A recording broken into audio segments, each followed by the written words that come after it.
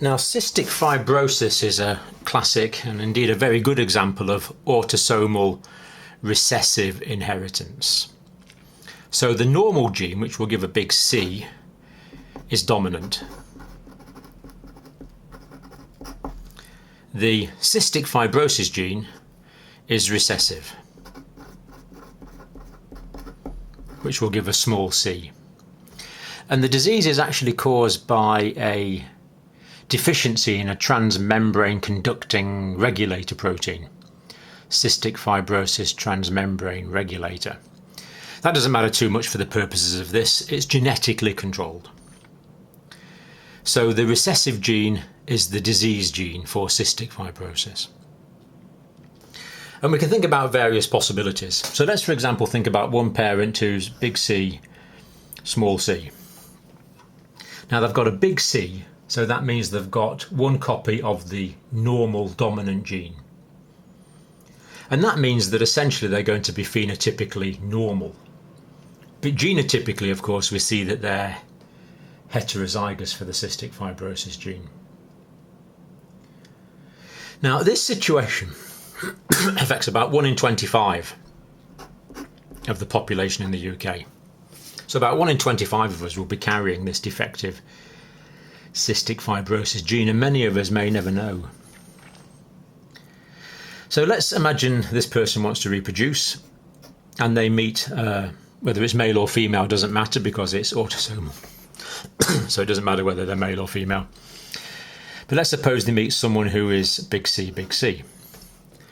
Now this person we can see is genetically or genotypically homozygous. They have 2 copies of the normal dominant gene, meaning of course they are phenotypically normal and indeed genotypically normal. Now let's see what would happen here. So we'll have that and a small c there, big C there and a big C there, as we saw on the 3rd video in this series. So that gamete combining with that will give us big C, big C.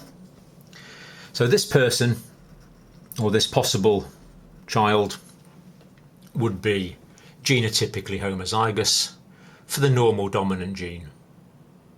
They would be phenotypically normal, and there is no possibility of them passing the defective cystic fibrosis gene onto the next generation. And this situation here, where that one combines with that one, well, that would be the same. So again, good news. Phenotypically, genotypically normal. But here, the small c could combine with the big C, and again that would give us someone who is genotypically heterozygous, but fortunately, because they have one copy of the normal dominant gene, they will be phenotypically normal, so that's fine. They'd probably never know. But of course, they could potentially pass that on to the next generation. We would call those carriers. They are carrying the defective gene but not suffering from it themselves. And maybe that one could combine with that one, and I think you see we get the same situation there. So no sufferers from that situation, and this person and these people may never know they're carrying the defective gene. But then for the next generation, one of the 25 who are big C, small c could meet another one of the 25. They could produce gametes. That could combine with that one. Actually, that's okay, isn't it? Big C, 2 copies of the normal dominant gene, so everything's fine. Genotypically homozygous for the normal gene, phenotypically normal, no possibility of carrying on to the next generation. But that one will give us a carrier. They won't suffer from the disease, phenotypically they're normal, but they could potentially carry it on to the next generation. That situation there, small c, big C, again a carrier, but phenotypically normal. But then here we have the possibility for small c, small c. Now this person does not carry a copy of the normal dominant gene.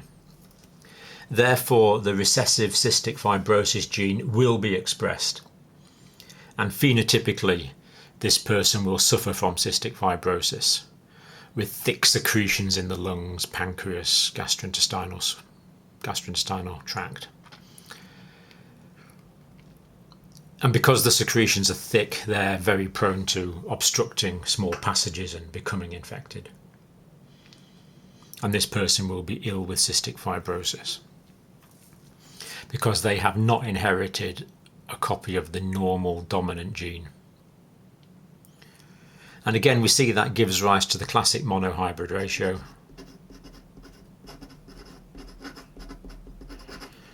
ratio,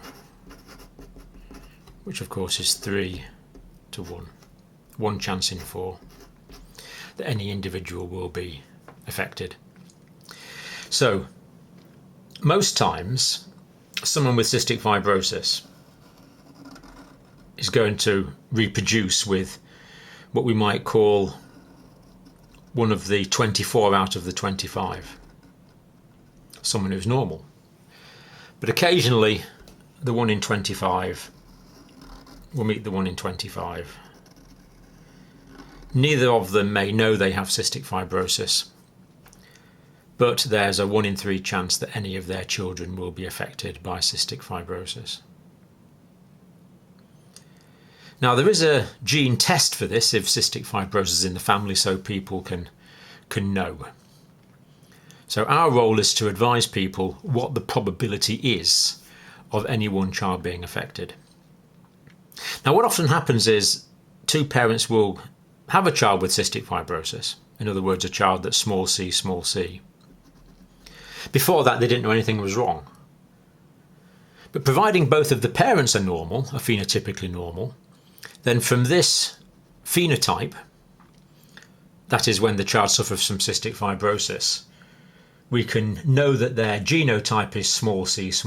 They're carrying 2 copies of the recessive defective gene for cystic fibrosis. Because both of the parents are normal, we can infer that both of the parents are genotypically heterozygous. Therefore, we can inform them for any future children they might have, there will be a 1 in 3 chance that that child will be affected by cystic fibrosis. That's the information we need to give. The choices are then up to the parents whether they want to reproduce with those odds or not.